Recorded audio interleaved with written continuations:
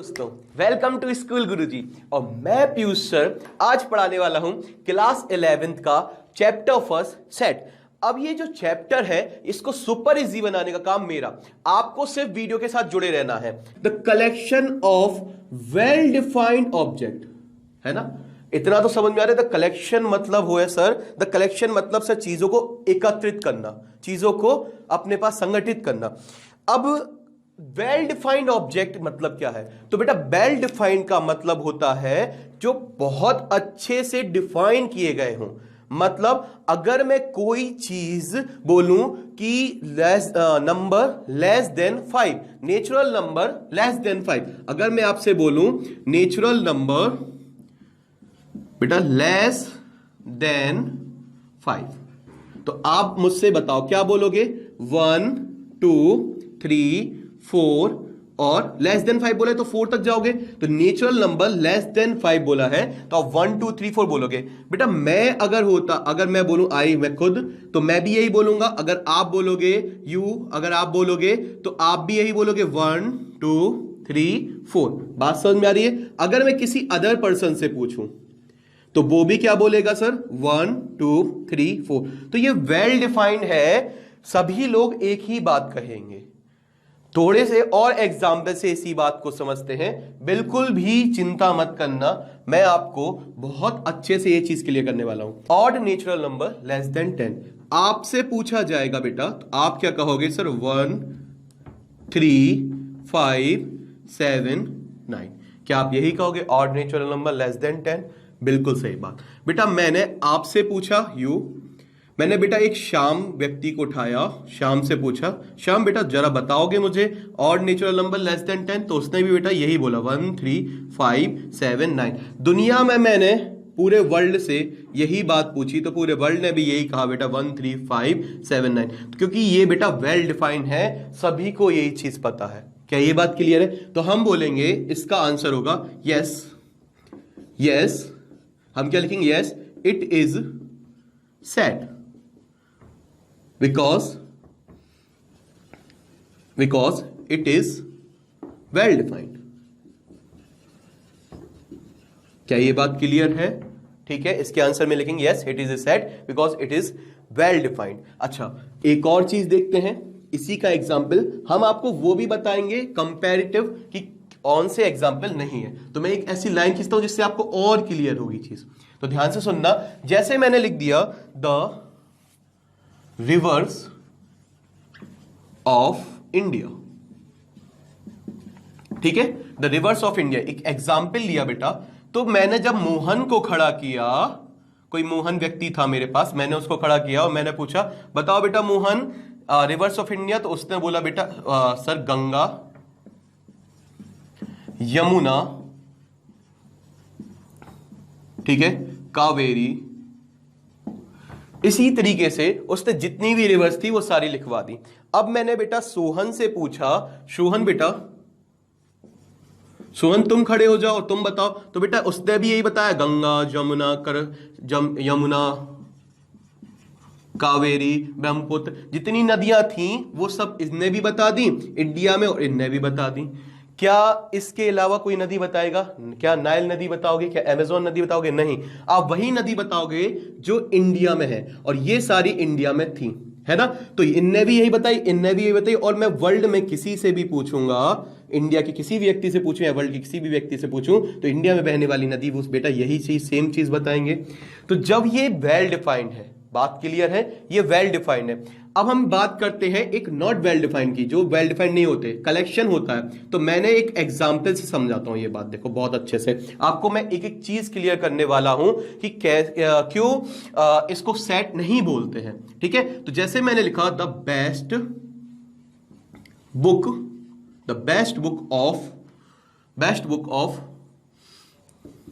Class 11th, ठीक है, मैंने लिखा the best book of class 11th। तो जब मैंने मोहन से पूछा, ठीक है, तो मोहन ने कहा सर आई लव केमिस्ट्री,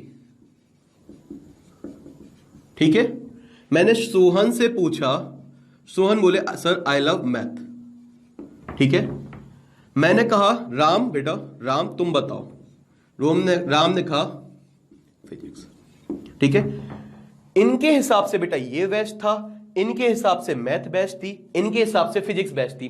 तो ये नहीं बता सकते थे इनको केमिस्ट्री पसंद थी, इनको मैथ। आपको भी अपनी चीज पसंद होगी, पर आपने देखा होगा कि दूसरे को किसी दूसरे को दूसरी चीज पसंद होती है। तो बेटा ये क्या वेल डिफाइंड है? नहीं, ये एक कलेक्शन तो है, जैसे इनने कलेक्ट किया तो ये कलेक्शन तो है, पर ये वेल डिफाइंड नहीं है। सर ये कलेक्शन कैसे? तो बेटा जब मैंने कहा इनसे कि आप अपनी बेस्ट बुक्स का कलेक्शन करके बताओ, तो आपको कोई भी एक बेस्ट बुक चुननी है, तो इनने कलेक्ट की, उसको केमिस्ट्री उठाई और उन्होंने मुझे बताया, दूसरे ने मैथ उठाई, तीसरे ने फिजिक्स उठाई। बात समझ में आ रही है? तो ये चीज डिफरेंट है, यहां पर और यहां पर सेम चीज नहीं है। तो जब हमारी सिंपल सी बात है जो सभी के हिसाब से सेम आए वो सेट होता है। बहुत ही सिंपल एग्जाम्पल है कि सेट क्या है कि सभी के हिसाब से वही आंसर हो, सेम आंसर हो। ठीक है, और मैं बताता हूं एक और चीज, तो यस नो, नो इसमें क्या कि no it is not a set because it is not well defined.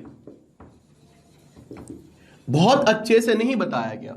ठीक है, अगली चीज है क्वेश्चन, मैं एक और एग्जांपल लेता हूं, देखना बेटा। जैसे मैंने आपसे बोला the best 2 actor of Bollywood, best 2 actor of Bollywood. मैं पूछ रहा हूं क्या ये सेंटेंस सेट है? तो हम इसको आराम समझते हैं। जब मैंने यही चीज मोहन से पूछी, बेटा Mohan best 2 actor of Bollywood, तो पहले मोहन ने बोला सर सलमान खान। ठीक है, दूसरा इसने बोला यहां पर शाहरुख। ठीक है, इसके बाद मैंने इससे राम से पूछा, राम बेटा तुम बताओ, तो इसने कहा सर मुझे अभिषेक बच्चन एंड अमिताभ बच्चन दोनों पसंद हैं।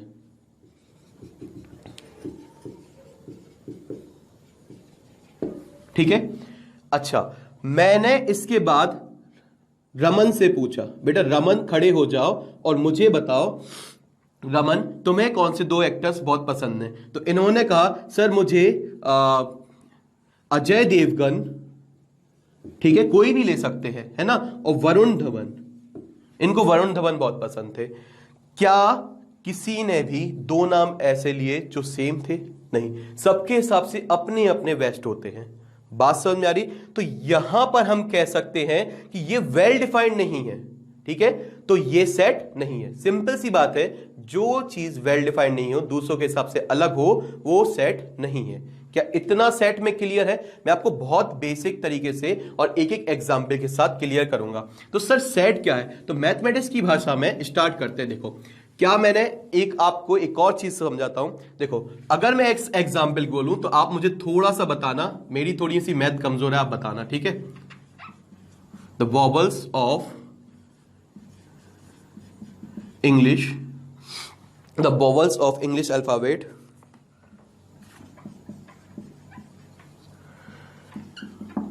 वेट, ये आपका एग्जाम्पल हो गया है ना। तो इसमें हम देखेंगे तो हम आपसे बोलेंगे the vowels of English alphabet, ये बताइए। तो जब मैंने बेटा ये राम से पूछा तो उसने बताया A-E-I-O-U। जब मैंने घनश्याम से पूछा, ठीक है मेरी क्लास में घनश्याम पढ़ता था, उससे पूछा मैंने, as I am teacher that's why, है ना। तो घनश्याम से पूछा तो उसने बोला A-E-I-O-U। मास्टर साहब यही है? हमने कहा हाँ बेटा बिल्कुल, बहुत बढ़िया। ठीक है, मैंने राधे श्याम से पूछा, ठीक है, तो इन्होंने बोला, राधे श्याम से पूछा तो इन्होंने बोला A-E-I-O-U। क्या किसी ने ये बोला ABCDEFGZ तक? नहीं। क्या कोई ने अपनी चॉइस रख पाई? नहीं। जब हम कोई चॉइस नहीं रख पाते हैं तो दैट इज वेल डिफाइंड, क्योंकि वो बहुत अच्छे से डिफाइंड है, तो वो एक सेट है। सेट क्या होता है? अगर आप लेडीज की बात करें तो आपने देखा होगा एक नेकलेस का वो सेट बोलती हैं। नेकलेस के सेट में आप देखते हैं, बहुत अच्छे से बता रहा हूं लड़कियों के लिए, उसमें उसके इयररिंग्स, बैंगल्स और पूरा एक सेट होता है। वो एक सेट होता है, उससे जुड़ी सारी चीजें होती हैं, हमेशा वही चीजें रखी जाती है उसमें। ऐसा तो नहीं है कि आप नेकलेस हार के साथ, गलों के हार के साथ साड़ी रख दो, है ना, या फिर कोई और चीज रख दो, कार रख दो, तो वो सेट नहीं बनाएंगे। आप अपनी चॉइस नहीं कर सकते, उसमें जो बेसिक नीड्स होती हैं वो रखते हो आप, तो वो सेट बनता है। जब भी आप कहते हो उनसे वो सेट देना नेकलेस का, उसमें सारी चीजें रहती हैं जो भी नेकलेस के साथ जरूरी रहती हैं, तो वो क्या बनता है, एक सेट। तो बेसिक आपकी रोजमर्रा की जिंदगी में उसको आप सेट बोलते हो। इसी प्रकार से यहां पर हम देखेंगे कि हम मैथमेटिक्स की दृष्टि में किस किस को सेट्स बोलेंगे और किसको नहीं। क्या इतना क्लियर है आपको? ठीक है, तो सर अभी तक इतना तो क्लियर हो गया, थैंक यू सर, इतना तो क्लियर हो गया सर कि सेट सिर्फ उसको बोलते हैं जो वेल डिफाइंड सेंटेंस हो, है ना, तो उसको हम क्या बोलेंगे, सेट। अच्छा सर कुछ और एग्जाम्पल, तो देखो अगर मैं बोलूं आपसे वेरियस काइंड्स ऑफ ट्रायंगल, क्या ये सेट है? तो आप बोलोगे yes sir it is a set, yes sir it is a set. बेटा बिल्कुल टेंशन नहीं लेना, मैं आपको बहुत ही बेसिक तरीके से बहुत अच्छे से समझाने वाला हूं ये चैप्टर, ठीक है। तो yes sir it is a set. बोले सर कैसे? वेरियस काइंड्स ऑफ ट्रायंगल, आपसे बोला जाए ट्रायंगल के काइंड्स बताइए, तो आप बोलोगे सर इक्विलेटरल ट्रायंगल, ठीक है, ऑब्ट्यूज एक्यूट ट्रायंगल, ठीक है, उसके बाद आप बताओगे सर आइसोसेलेस ट्रायंगल, ठीक है, और इसके अलावा भी जितने होंगे आप सारे नाम बता दोगे। किसी और से पूछेंगे वो भी यही नाम बताएंगे, किसी और से पूछेंगे जितने भी प्रकार के ट्रायंगल्स होते हैं वो सब यही नाम बताएंगे। क्या कोई डिफरेंट नाम बता पाएगा? क्या कोई स्क्वायर बोलेगा? क्या कोई ट्रायंगल में स्क्वायर बोलेगा? नहीं। बात समझ में आ रही है? ठीक है, तो ये चीज हम नहीं बोल सकते हैं। बात समझ में आ रही? अगर मैं इसी को ऐसे रिप्रेजेंट करूं, देखना, द बेस्ट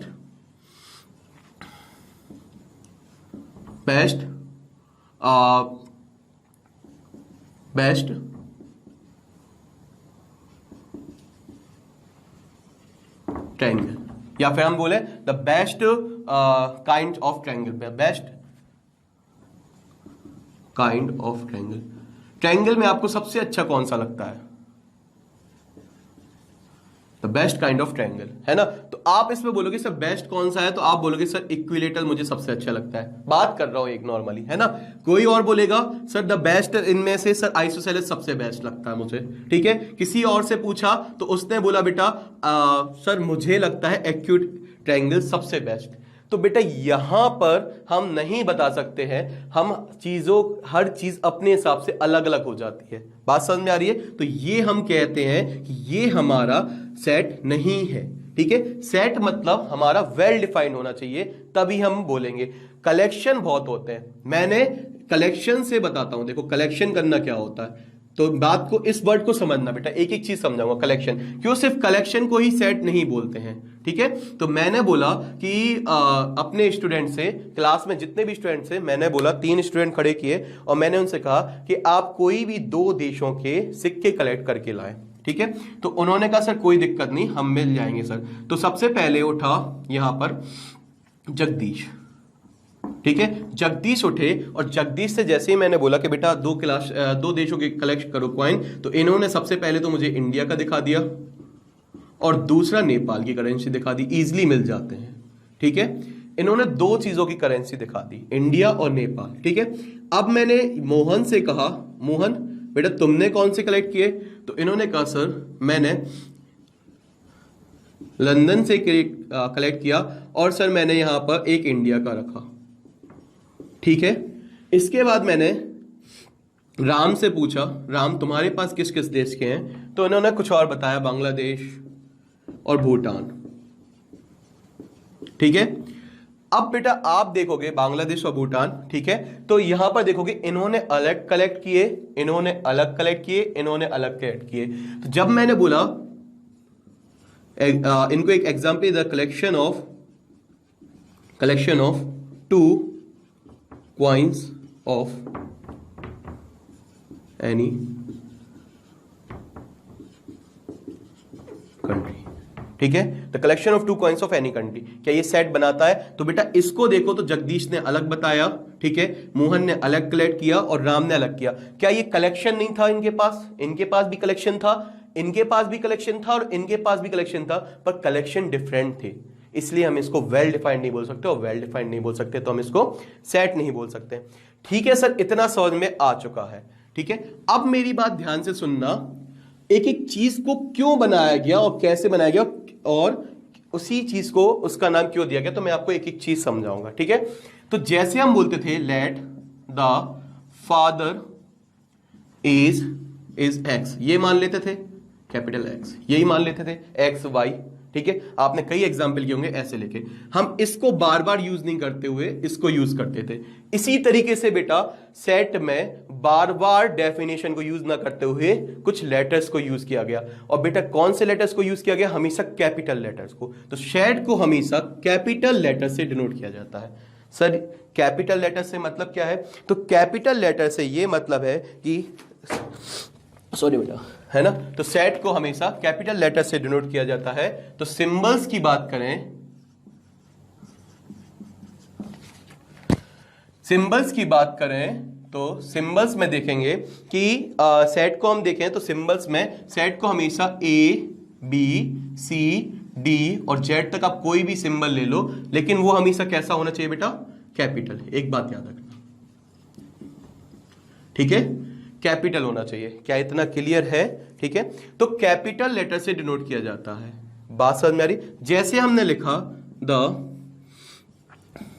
कलेक्शन ऑफ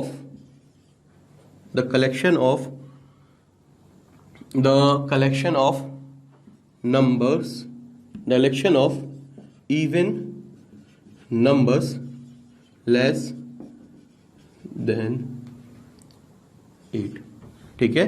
तो आप इसमें कौन से कहोगे, आप कहोगे सर, आप लिखोगे यहां पर 2 4 6, क्या यही लिखोगे, ठीक है। तो ये बात समझ में आ रही है, अंदर क्या लिखोगे आप 2 4 6। तो बेटा इसी चीज को, इतनी चीज बार बार ना लिखना पड़े और चीजें लिखनी पड़ती जब, तो हम इसको क्या लिख देते हैं यहां पर ए। बात समझ में आ रही। तो यही चीज जो आपने यहां पर लिखी थी, हम इसको यहां पर लिख देंगे 2 4 6, क्या यही चीज लिखेंगे लेस देन। तो हम बेटा इस चीज को यहां पर क्या लिख सकते हैं, यहां पर ए, और इक्वल टू में यहां पर लिखेंगे 2 4 6। अब एक चीज हमेशा याद रखना बेटा, हमने इक्वल टू लिखा, ए लिखा इक्वल टू, मतलब ये सेट है और इसमें कैपिटल होता है, ये हमारा कैपिटल हो गया। अब ये ब्रैकेट की बात करते हैं, तो बेटा सर यही ब्रैकेट क्यों यूज होता है, तो इसका एक रीजन है। पहले मैं ये बताना चाहूंगा कि मतलब क्या होता है इस ब्रैकेट का। तो बेटा 3 प्रकार के ब्रैकेट होते हैं, स्मॉल ब्रैकेट, ठीक है। इसके बाद हम बात करते हैं यहां पर, मैं आपको ब्रैकेट का मतलब सिखाऊंगा, ठीक है, हर चीज बताऊंगा बेटा, एक एक चीज क्लियर करूंगा। इसके बाद curly bracket and square bracket. बेटा हम इसको बोलते हैं यहां पर बच्चे, ठीक है। क्यों बोलते हैं, मैं आपको एक एक चीज समझाऊंगा। इसको बोलते हैं माता पिता, ठीक है। इसको बोलते हैं बेटा स्क्वायर, ओ सॉरी दादा दादी, ठीक है। तो आपको हमेशा याद रखें, मेरा मोटिव बेटा सिर्फ इतना है कि आपको दिमाग में ये चीज हमेशा याद रखिए, क्योंकि आप एक नए तरीके से पढ़ते हो तो उसको भूलते नहीं हो, मेरा मानना ऐसा है, ठीक है। तो बच्चे, बेटा बच्चे की क्या, जैसे अगर मैं आपसे बात करूं, यहां पे लिखा बेटा 1 2 3 और 4, यहां पे लिख दिया मैंने 1 2 3 4, और यहां पे लिख दिया बेटा 1 2 3 4, ये 4 चीजें लिखी। तो मतलब क्या है कि ब्रैकेट का और क्या क्या मतलब है वो सब बता रहा हूं। बच्चे जो होते हैं बेटा वो खुद पे ध्यान नहीं देते, मतलब खुद पे एंड पे ध्यान नहीं देते, ना 1 काउंटेड होगा ना 4 काउंटेड होगा, बाकी इन्हें दुनिया भर की छोटी छोटी चीजों से मतलब है। मतलब जैसे 1.1 होगा, बीच की सारी वैल्यू आएंगी बेटा, 1.11 1.100001 भी सब काउंट होगा, सिर्फ 1 काउंट नहीं होगा। मतलब बच्चे खुद पे ध्यान नहीं दे कि हम दिन भर कैसे घूम रहे हैं, पर दुनिया की छोटी छोटी चीजों से मतलब है। मतलब इनके बीच की जितनी भी चीजें आएंगी वो सब मतलब है, इनके बीच की 1 और 4 लास्ट की बात करें तो यहां पर इनके बीच में जितनी भी समस्याएं, जितनी छोटी छोटी बातें, इन्हें सबसे मतलब रहता है। बात समझ में आ रही, खुद पे ध्यान नहीं रहता, मतलब अंतिम अंकों का कोई मतलब नहीं, अंतिम अंकों को काउंट नहीं करते। मतलब बेटा 4 काउंट नहीं होगा, 3.999999 काउंट होगा, ठीक है। तो इसके बीच की बात, ठीक है। अब हम बात करते हैं बेटा माता पिता की। तो एज आप माता पिता जानते हो कभी भी छोटी छोटी बातों पर बच्चों की ध्यान नहीं देते। तो बेटा छोटी छोटी बात मतलब 1.1 जो बीच की छोटी छोटी है, ये 1.12 ये बिल्कुल भी ध्यान नहीं देते हैं, ये सिर्फ नंबर्स को काउंट करते हैं बेटा, सिर्फ इन वैल्यूज को काउंट करते हैं। बात समझ में आ रही। तो 1 2 3 4, ना इसके बीच में 1.1 ना 2.2 ना 3.3333, कुछ भी ऐसा कुछ भी काउंट नहीं होगा, सिर्फ वैल्यूज काउंट होंगी। इसलिए ये चीज सेट में का यूज होती है, क्योंकि हम सिर्फ उन्हीं चीजों की बात कर रहे हैं। इवन नंबर लेस देन 8, तो बेटा 2.2 नहीं आएगा, सिर्फ 2 आएगा, 4 आएगा, 6। तो ये जो सिर्फ होता है, ये जो ओनली होता है, ये हमेशा ये ब्रैकेट बताता है कि ओनली दीज नंबर्स। बात समझ आ रही? जो इसके अंदर लिखा है वही है, ना इससे कम ना इसकी ज्यादा वैल्यू लेनी है, इसलिए ये ब्रैकेट का महत्व है इसमें। क्लियर है? इसके बाद दादा दादी की बात करते हैं। तो इन्हें छोटी छोटी समस्या भी देखनी पड़ती है क्योंकि माता पिता नहीं देखते, इन्हें बच्चों की भी समस्या संभालनी पड़ती है, खुद पे भी ध्यान देना पड़ता है, काफी उम्र हो चुकी है इनकी तो खुद पे भी ध्यान देना पड़ता है। तो बेटा 1 भी काउंट होता है, 4 भी काउंट होता है, और इसके बीच के सारे पॉइंट वाले चीजें सारे 3.99 सब कुछ काउंट होगा। बेटा बात समझ में आ रही है? तो स्क्वायर ब्रैकेट मतलब सारी वैल्यूज काउंट होना। ठीक है, तो बेटा अगर मैं आपको ऐसा लिख दूं 1 स्क्वायर ब्रैकेट 4, तो इसका मतलब क्या होगा? तो आप बिल्कुल समझ गए सर, 1 काउंट नहीं होगा, 1.001 से स्टार्ट होगा या फिर और 001 से स्टार्ट होगा, वो सब काउंट होंगे। और सर 4 लेकिन काउंट हो जाएगा, 4 तक जाएगा। बात समझ में आ रही? अगर मैं ऐसा लिख देता 1 और 4, तो इसका मतलब होता सर 1 काउंट नहीं होगा, 4 नहीं होगा, और इसके बीच की सारी वैल्यू काउंट होंगी, बात की सारी वैल्यू बीच की काउंट होंगी। क्लियर है? अगर मैं ऐसा लिख दूं बेटा यहां पर 1 4, इसका मतलब क्या है बेटा? सर सिर्फ 1 और 4 की बात चल रही है, इसके आस पड़ोस की, इसके बीच की कोई बात नहीं चल रही। क्या इतना क्लियर है? ठीक है, ये समझ में आया ब्रैकेट्स? आगे बढ़ते हैं। ठीक है, आज आपको हमेशा ये याद रहेगा। तो बच्चे, ठीक है, जिनको खुद पे ध्यान नहीं देता मतलब अंतिम नंबर काउंट नहीं होते। सेकंड, माता पिता जो छोटी छोटी बातों पे ध्यान नहीं देते, तो हमें इस पर पूरा चैप्टर माता पिता पे डिपेंडेंट है। इसके बाद दादा दादी जिनको छोटी छोटी बातों का भी ध्यान रखना पड़ता है। ठीक है, तो अब हम समझते हैं कैपिटल्स। जो सेट है वो हम कैपिटल से डिनोट करते हैं। अगर बाहर कैपिटल है तो अंदर की चीजें डिनोट करनी थी, तो बेटा क्या जरूरत पड़ी? तो बोले क्या करें? बोले अंदर की चीजें, तो अंदर की चीजें जो थी इनसाइड करेक्टर वो लिए बेटा स्मॉल, फिर स्मॉल ABCD का यूज किया। ABCD चीजें बनी, कहां से बनी? वहीं से आती हैं सारी चीजें। मतलब सर जैसे आप लिखोगे सेट A इक्वल टू, अंदर लिखोगे आप बेटा AEIOU। ठीक है, तो ये ब्रैकेट का मतलब है सिर्फ A, ना कि 8.1 है कुछ भी वैल्यू। बात समझ में आ रही? सिर्फ A, सिर्फ E, सिर्फ I, सिर्फ O, सिर्फ U, और ये ब्रैकेट क्लोज। ठीक है, हर परिवार, जैसे हमने इनको बोला आपसे कि हर चीज, सॉरी थोड़ा सा इसको ऐसा बना दे, हर चीज आपकी महत्वपूर्ण है, तो हमने यहां पर बोला इसका मतलब क्या है बेटा? ये हमारा सेट का रिप्रेजेंटेशन है कैपिटल से, और अंदर के जितने भी ये, इनको बोलते हैं बेटा एलिमेंट्स। एक और चीज बोली थी ऑब्जेक्ट्स, एक और चीज बोली थी बेटा मेंबर्स। ये 3 चीजें फिलहाल में बोलते हैं। ठीक है, तो ये जो एलिमेंट्स हैं, यही जो ऑब्जेक्ट्स हैं, और यही मेंबर्स हैं बेटा AEIOU। ठीक है, इन्हीं को हमने एक घर के अंदर बंद किया। आप भी रहते हो एक घर के अंदर, हर चीज को एक चीज के अंदर बंद करते हैं। जैसे हम बोले 11 प्लेयर क्रिकेट टीम के, तो उनको एक क्रिकेट टीम के अंदर रखा गया। तो ऐसी बेटा हर चीज को एक संरचित करते हैं। तो इसी प्रकार से बेटा इनको भी हमने एक ब्रैकेट के अंदर बंद कर दिया। क्या इतना क्लियर है? ठीक है, हर चीज को एक तरीके से रखना पड़ता है, तो हमने इनको भी रख दिया। तो ये चीज यहां पर ऐसे यूज हुई। अब आगे समझते हैं। ठीक है, इतना क्लियर है कि अंदर के जितने भी लेटर होंगे वो स्मॉल होंगे। ये बात बेटा याद रखना है, इसको लिखना स्मॉल लेटर्स। ठीक है, और इसको लिखना बेटा कैपिटल लेटर।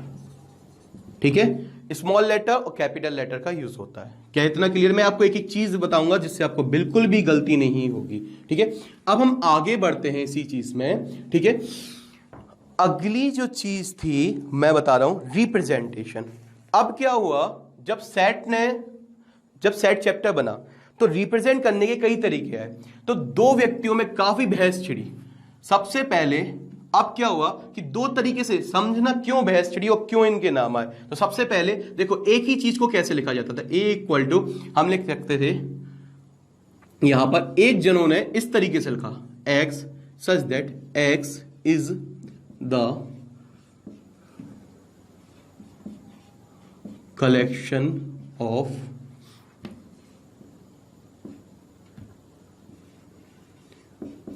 English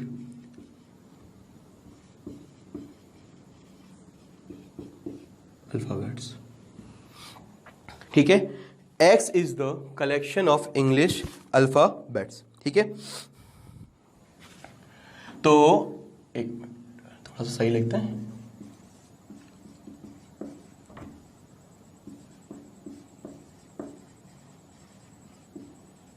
ठीक है, तो X is the collection of English alphabet. एक बेटा ये थ्योरी मेथड से लिख सकते थे और दूसरा इसको ऐसे लिख सकते थे। और कैसे लिख सकते थे बेटा? इसको ऐसे भी लिख सकते थे, AEIOU। अब इन दोनों को समझना बेटा, ठीक है। एक ने ये लिखा X सच दैट, देखो एक बात ध्यान सुनना, मैं एक एक चीज का मतलब बता रहा हूं, इसको कैसे लिखा है। क्या इतनी चीज समझ में आई? X is the collection of English alphabet. X कोई लेटर्स हैं, ये हमारे X की जगह पर वैल्यू है AEIOU, और वो इस प्रकार से हैं बेटा, इस प्रकार से हैं कि X is the collection of English alphabet. English alphabets के collection, X is the collection of, sorry बेटा, वॉवल्स ऑफ इंग्लिश अल्फाबेट, ठीक है। तो वॉवल्स ऑफ इंग्लिश अल्फाबेट। अब आप इसमें बात करोगे तो इसका मतलब और इसका मतलब सेम ही है, ठीक है। X is the collection of vowels of English alphabet, ठीक है। और यहां पर भी यही चीज है। तो बेटा दोनों को यहां पर अलग अलग चीजों को रिप्रेजेंट करना, तो ठीक है, इसको देखना और इसको देखना। इसको जब हमने इसको डायरेक्ट फॉर्म में लिखा तो इसका नाम पड़ गया रोस्टर फॉर्म, क्योंकि हमने इसको डायरेक्ट लिखा, ठीक है। और क्योंकि रोस्टर फॉर्म है, याद रखना रोस्टर फॉर्म डायरेक्ट है, ठीक है, डायरेक्ट लिख दिया। और अगर हमने कुछ सेट बना के, मतलब कुछ सेट बना के लिखा तो इसी का नाम पड़ा सेट। हमने इसको बिल्ड किया, ठीक है, बिल्ड। बात समझ में आई? मेरी बात ध्यान सुनना।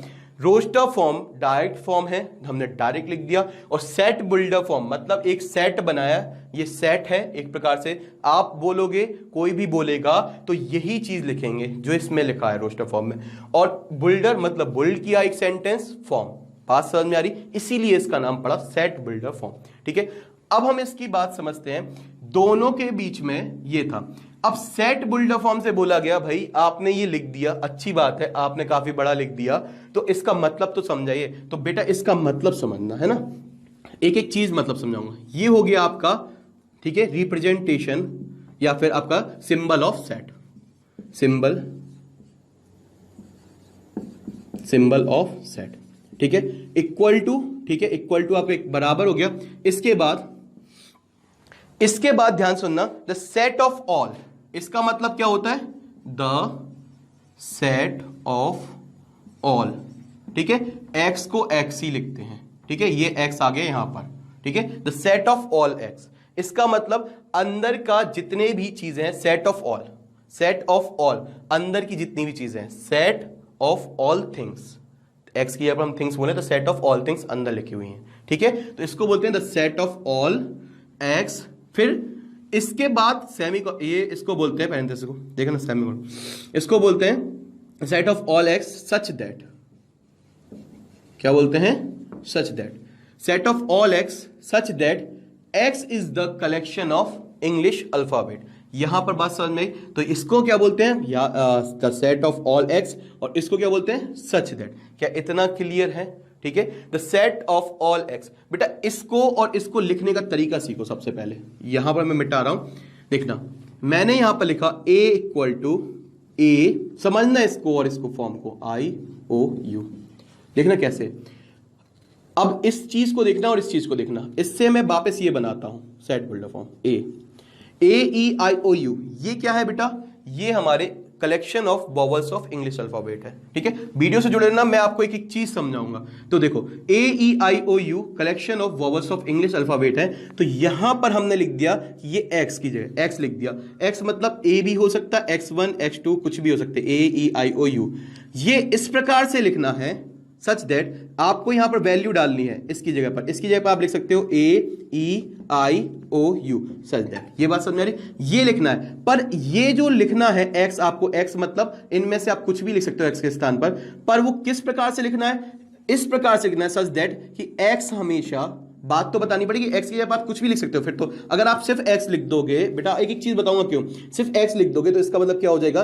ABCD, कुछ भी लिख दो आप, 1 2 3 लिख सकते, पर हमें बताना पड़ेगा कारण कि हमें सिर्फ क्या लेना है। तो हमें ये लिखना पड़ा फिर एक्स, फिर such that x is the, हमेशा ये आता है एक्स सच दैट। अब बताना पड़ेगा कि एक्स क्या लेना है, यहां पर हमें वैल्यू क्या लेनी है, एक्स की जगह पर क्या वैल्यू लेनी है? X is the collection of vowels of English alphabet. क्या ये क्लियर है? अब आपको क्लियर समझ में आया? ठीक है, ये बात समझ में। हम सेट बिल्डर्स यहां पर ये हम रोस्टर फॉर्म से हमने अभी रोस्टर फॉर्म से सेट बिल्डर फॉर्म में कन्वर्ट किया। क्या ये बात समझ में?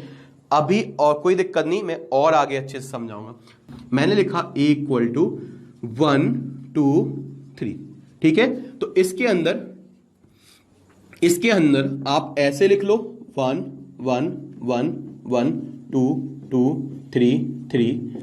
एक ही बात है, आप चीजों को बार बार रिपीट नहीं कर सकते, ठीक है। तो इसको हम बार सेट के अंदर बार बार जरूरी नहीं आप रिपीट करो। आपने सिर्फ बता दिया कि हमारे यहाँ 3 लोग आते हैं, तो यहां पर हमने 3 नाम लिख दिए, 1 और 2 और 3। जरूरी नहीं कि आप ये बताओ कि वो आए जा रहे, कब आ रहे, जब आ रहे, ये सब नहीं, सिर्फ कौन कौन आता है तो आपने क्लियर बता दिया। बात समझ में आ रही है? ठीक है। तो सेट के अंदर हम कोई भी चीज रिपीट नहीं करते हैं। एक चीज बिल्कुल दिमाग में याद रख लेना, और दिमाग में याद करने के लिए मैंने इतनी ये तरीका बताया है। अच्छा लगे तो आप इसको एक्सेप्ट कर लेना, नहीं लगे तो आपको कोई दिक्कत नहीं, आपको जैसे भी याद रखना है सिर्फ इतना याद रखना। मेरा मोटिव ये रहता है कि आपको याद रहे बेटा, और कोई मोटिव नहीं है, ठीक है। तो मेरा सिर्फ मोटिव है कि आपको ये याद रहे कि सेट के अंदर कोई भी चीज रिपीट नहीं होती है। जैसे मैं आपको एक वर्ड ले लूं यहां पर बेटा, स्कूल, ठीक है। तो हम इसको बोलें कि आप इसको सेट के अंदर रिप्रेजेंट करें, तो आप एस लिखेंगे, सी लिखेंगे, ठीक है। उसके बाद एच लिखेंगे बेटा, इसके बाद ओ। बेटा ओ को रिपीट नहीं करना है, दूसरी बार नहीं लेंगे, और बेटा एल। क्या इतना चीज क्लियर है? ठीक है। तो हम सेट के अंदर कोई भी चीज को बार बार रिपीट नहीं करते हैं, ठीक है। अब मैंने एक और कहानी सुनाता हूं, ठीक है, बात ध्यान से सुनना। मैंने कोई वर्ड दिया एम के पी एल, ठीक है। ये मैंने कहा कि ये MMKPL है। तो मैंने सतपाल से कहा, सतपाल बेटा खड़े हो जाओ और मुझे ये बताओ, यहां पर इसको कलेक्ट करके बताओ, इसको सेट के अंदर लिखो। तो इसने लिखा बेटा MKP और L। क्योंकि चीजें रिपीट नहीं होती तो इसने 2 बार नहीं लिखा, इसको भी 2 बार नहीं लिखा, इसको भी 1 बार लिया, इसको भी 1 बार लिया। मैंने यहां पर कहा मोहन से, मोहन बेटा तुम बताओ। तो मोहन ने क्या कहा? मोहन ने लिखा सर KMPL। मैंने बेटा जगदीश से बोला, जगदीश तुम बताओ। तो इनने बोला सर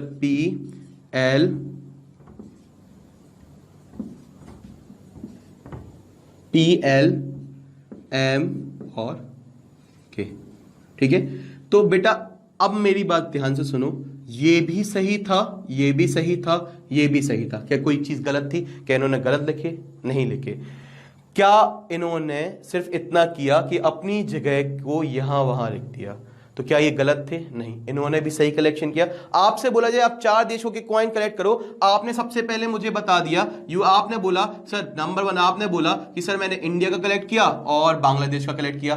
दूसरे ने बोला मुझसे सर मैंने यहाँ पर सेम कंट्री करना है, इंडिया, बांग्लादेश, भूटान, ठीक है, और नेपाल, ये 4 देशों के कनेक्ट करने का बोला था। इसके बाद हमने दूसरे से पूछा तो बोला बेटा तुम्हारे पास कौन कौन से हैं? तो इनने पहले बोल दिया सर नेपाल, भूटान, बांग्लादेश और इंडिया, ठीक है। मैंने तीसरे से पूछा बेटा 4 सेम कंट्री के कलेक्ट करना है, तो बेटा इन्होंने भी बोला सर भूटान, बांग्लादेश का है मेरे पास, नेपाल का है और सर इंडिया का है, ठीक है। तो बेटा क्या इन्होंने क्या वेल डिफाइंड कलेक्शन नहीं किया? बिल्कुल किया सर। एक ही 4 ही कंट्री के सेम किए, सिर्फ ऑर्डर अलग अलग बताया, तो इससे कोई फर्क नहीं पड़ता। तो बेटा एक चीज हमेशा याद रखना, सेट के अंदर हम चीजों का ऑर्डर डिफेक्ट नहीं करता है। आप इसको आगे पीछे लिख सकते हो, कोई मैटर नहीं, ठीक है। आप इसको अब इसको चीज को ऐसे समझना, जैसे ये लिखा HCHOOL, तो आप इसको ऐसे भी लिख सकते हो, ठीक है। हमने कोई भी सेट मान लिया, इसको रिप्रेजेंट किया, हमने कुछ भी मान लिया, हमने Z मान लिया। आपको M लिखना है लेकिन कैपिटल लिखना, P लिखना है कैपिटल लिखना, जो भी लिखना है यहाँ पर लिखना, the collection of letters of school, ठीक है। इतना ना लिखना पड़े तो हमने सीधा उसको Z लिख दिया। उसके बाद बेटा हमने इक्वल टू बनाया, फिर हमने कर्ली ब्रैकेट बनाया क्योंकि इसी के अंदर रखते हैं, फिर हमने लिखा बेटा S, फिर हमारा मन हुआ H, फिर हमने रखा O, फिर L, फिर उसके बाद बेटा हमने रखा C। कोई दिक्कत नहीं, कोई गलती नहीं है, आप यहां पर ऑर्डर को यहां वहां कर सकते हो। बात समझ में आई? ठीक है, इतना क्लियर है। तो हम आगे बढ़ते हैं, इसी के साथ हम अपनी एक्सरसाइज पे आ जाते हैं। इतना काफी है इसके लिए, पहले एक्सरसाइज के लिए, और हम पहले एक्सरसाइज सॉल्व करते हैं, ठीक है। तो सेट क्या है? Collection of well defined objects. मैं आपको एक एक चीज समझाना चाहता हूं कि कैसे चीजें आई, ठीक है। तो आगे समझते हैं इसी एक्सरसाइज में, ठीक हो, क्या बोला है। एक्सरसाइज हम निकाल लेते हैं और समझते हैं, ठीक है। सबसे पहले हम बात करते हैं which of the following are set, justify your answer. तो एक्सरसाइज 1.1, ठीक है। अब the collection of all months of the year beginning with the letter J, J से शुरू होने वाले आप सारे लेटर्स के कलेक्शन, मंथ्स का कलेक्शन। हमसे ये बोला गया, एक सेंटेंस दिया गया तो पूछा गया द कलेक्शन ऑफ जो भी है यहां पर, of all the months of the year beginning with the letter J, ठीक है, beginning with the letter J. तो जे से शुरू होने वाले महीनों के नाम बताने हैं, मंथ्स के नाम बताने पूरे साल में।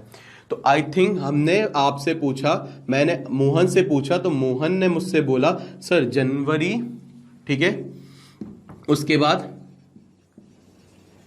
ठीक है, जनवरी, फरवरी क्या जे से आता है? नहीं, मार्च, अप्रैल, मई, जून, ठीक है। क्या मैं सही कर रहा हूं? बताते जाना भाई, है ना। जून, जुलाई, ठीक है, अगस्त, सितंबर, अक्टूबर, नवंबर, दिसंबर। कोई नहीं आता है तो सिर्फ यही 3 नाम आए। क्या बेटा मैंने जगदीश से बोला तो क्या वो भी यही बताएगा? Yes sir. इसके बाद मैंने किसी से भी पूछा, मैंने वर्ल्ड में किसी से भी पूछा तो क्या सब लोग यही आंसर देंगे? Yes sir. तो it is a set because it is a well defined. तो हम अच्छे से लिखेंगे बोर्ड में, it is a set, it is a set because it is well defined, ठीक है। जो नहीं होगा वेल डिफाइंड नहीं होगा। क्या ये बहुत इजी है? ठीक है, मैं सेकंड पढ़ने जा रहा हूं और हम इसको करते हैं, ठीक है। The collection of 10 most talented writers of the world. अब आप ये क्वेश्चन देखो, the collection of 10 most talented writer of India.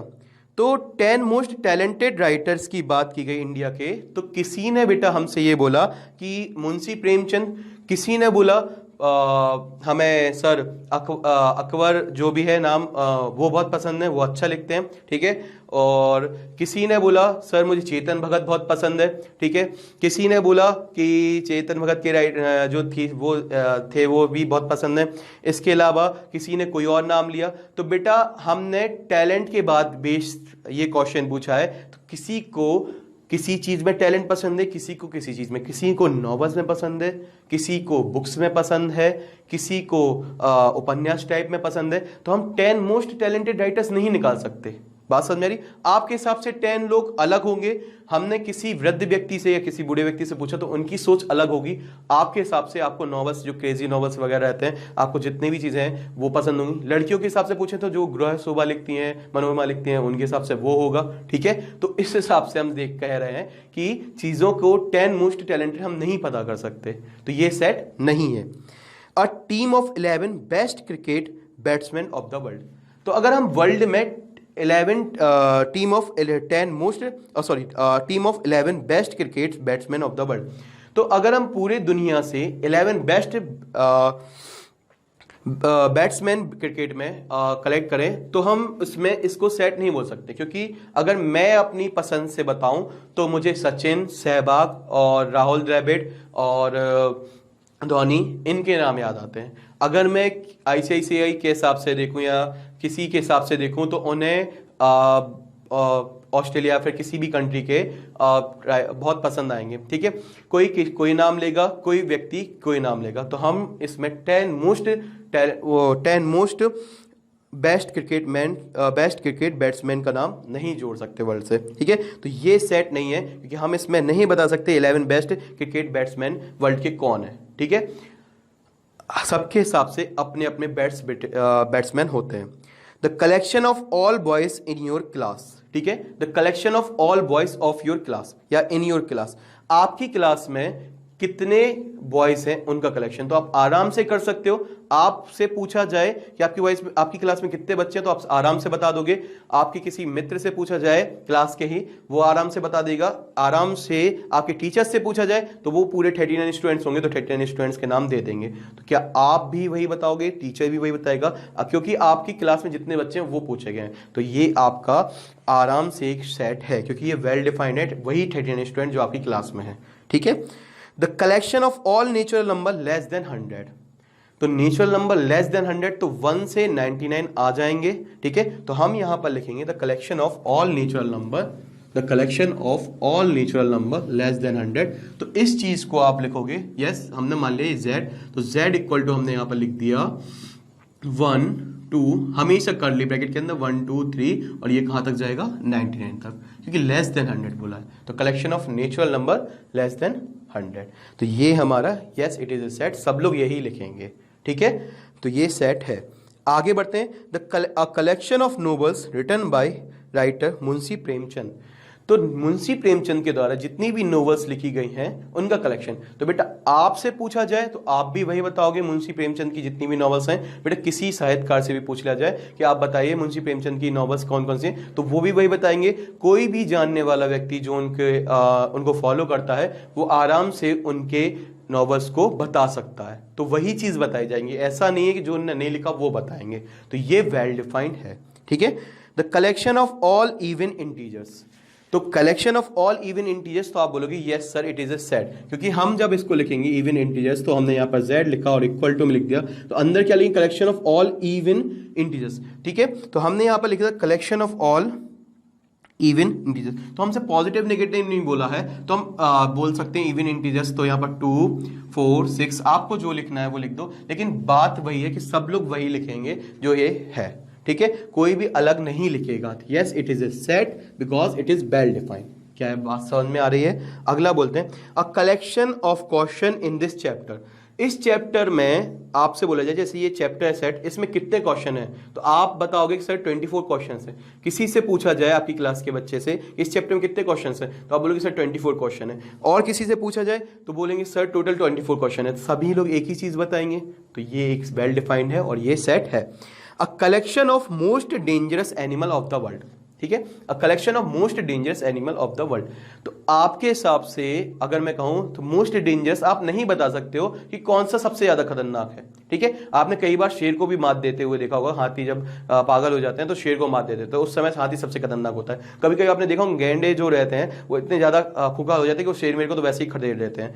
और वैसे कहा जाता है कि शेर सबसे ज्यादा पावरफुल है और सबसे ज्यादा डेंजरस है। तो आप ये नहीं बता सकते कौन सबसे ज्यादा डेंजरस है। हो सकता है शार्क सबसे ज्यादा डेंजरस हो, तो ऐसा कोई एनिमल जो सबसे ज्यादा डेंजरस आप बिल्कुल भी नहीं बता सकते। तो ये हमारे हिसाब से अलग होगा। कोई कहेगा हमें लाइन बहुत ज्यादा डेंजरस लगता है, कोई कहेगा सर कि यहाँ पर एलिफेंट बहुत ज्यादा डेंजरस होते हैं। किसी के हिसाब से कोई होता है, किसी के हिसाब से कोई होता है। ठीक है।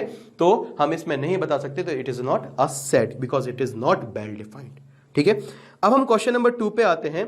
तो क्वेश्चन नंबर 2 में एक चीज है वो मैं आपको बताना चाहूंगा। ठीक है। तो उसके पहले मैं आपसे एक चीज बताना चाहूंगा। a इक्वल टू जैसे ये लिखा है बेटा 1 2 3 4 5, ये हमने 5 लेटर लिखे। क्या मैं इसको रोस्टर फॉर्म में लिख सकता हूं? तो मैं सी का ये किस में है, तो सॉरी ये इस रोस्टर फॉर्म है। क्या मैं इसको सेट बिल्डर फॉर्म में लिख सकता हूं? तो आप बोलोगे यस सर रोस्टर फॉर्म है। क्या मैं इसको सेट बिल्डर फॉर्म में लिख सकता हूं? बिल्कुल सर आप सेट बिल्डर फॉर्म में लिख सकते हैं। तो मैं देखता हूं इसको कैसे लिखते हैं। देखो क्या मैं ऐसा लिख सकता हूं a इक्वल टू ब्रैकेट, इतना सबको वही लिखना है। ठीक है।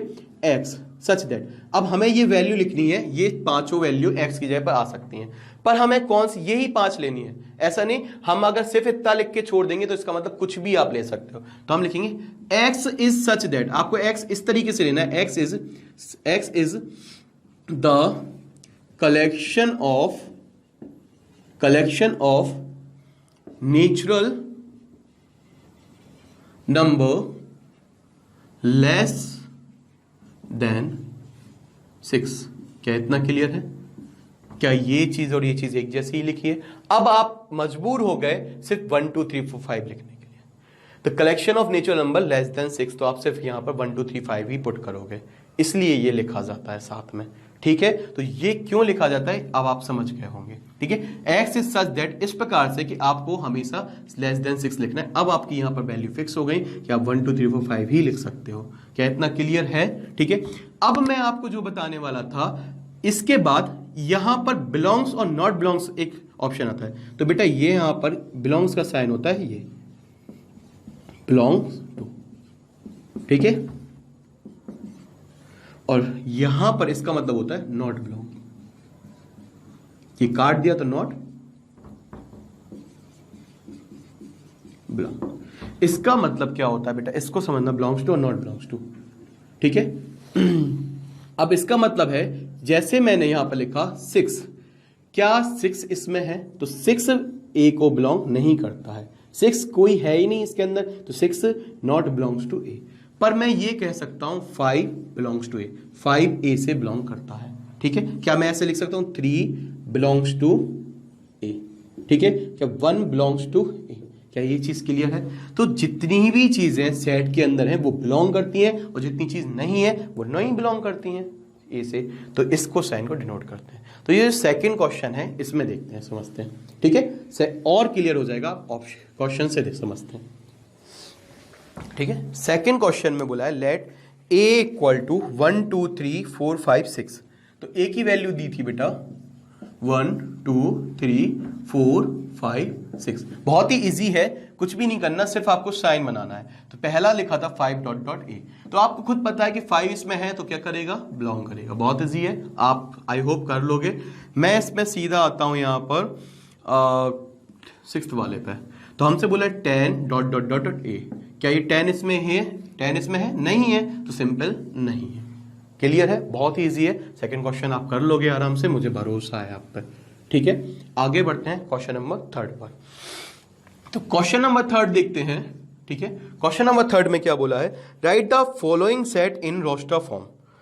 हमें जो सेट बुल्डर फॉर्म दिया है इसको रोस्टर फॉर्म में कन्वर्ट करना है। तो हम क्वेश्चन आराम से लिख लेते हैं यहां पर, a equal to x such that x is an integer and -3 less than equal to x less than equal to 7। बेटा ये भी एक तरीका है लिखने का, बात समझ में आ रहा? देखो समझना, x यहां पर आपको रोस्टर फॉर्म में करना है कन्वर्ट। तो नाउ द रोस्टर फॉर्म, ठीक है, now the roster form is, हमने यहां पर लिख दिया, अपना आंसर स्टार्ट किया। ठीक है, तो हमने नाउ रोस्टर फॉर्म इज, हमने लिखा a इक्वल टू, अब x की जगह पर वैल्यू तो रख सकते हैं 1 2 3 4 5, लेकिन क्या लिखना है वो देखना। x is an integer, integer होते हैं माइनस के भी और पॉजिटिव भी। ठीक है, लेकिन x की जो वैल्यू है बेटा वो -3 से बड़ी है, लेकिन -3 से बड़ी है लेकिन उसके साथ बराबर भी बोला है। तो बात समझना, -3 के बराबर भी है तो हमने -3 भी लिख दिया। -3 से बड़ा क्या होता है, तो बेटा -3 से -2 बड़ा होता है, फिर -1 बड़ा होता है। तो -2 -1 फिर 0 फिर 1 फिर 2 फिर 3 4। बेटा -3 से बड़ा बोल दिया, अब ऐसे जाते जाएंगे जाते जाएंगे जाते जाएंगे जाते जाएंगे और ऐसे जाते जाएंगे। पर एक चीज बोलिए कि 7 से छोटी है, बात समझ में आ रही? तो 7 से छोटा है, तो 7 से छोटा क्या है बेटा 6, तो यहां पर हम रुक जाएंगे। क्या इतना चीज क्लियर है? ये इसको रोस्टर फॉर्म में लिखने का तरीका हो गया। अगले क्वेश्चन की तरफ बढ़े। ठीक है, आपको जो भी चीज नहीं क्लियर हो आप कमेंट्स में बोल देना, मैं क्लियर कर दूंगा। ठीक है, b equal to x is a natural number less than 6। तो 6 से छोटा नेचुरल नंबर है। ठीक है, तो हम समझते हैं x is a natural number less than 6। तो जब आपसे इससे बोला जाएगा तो आप बहुत ही इजी है, आप इसको लिख दोगे, इसकी जगह क्या आएगा लेस देन 6, तो आप बोलोगे 1 2 3 4 5। क्या यही रोस्टर फॉर्म है? तो आप ऐसा लिखोगे, now the roster form is 1 2 3 4 5। क्या इतना क्लियर है? हम देखते हैं थर्ड वाला ऑप्शन। तो थर्ड वाला भी बहुत इजी है, कुछ भी नहीं करना, मैं आपको सिर्फ यहां पर आंसर्स लिख के बताता हूं। ठीक है, क्वेश्चन आप आराम से बुक में देख सकते हो।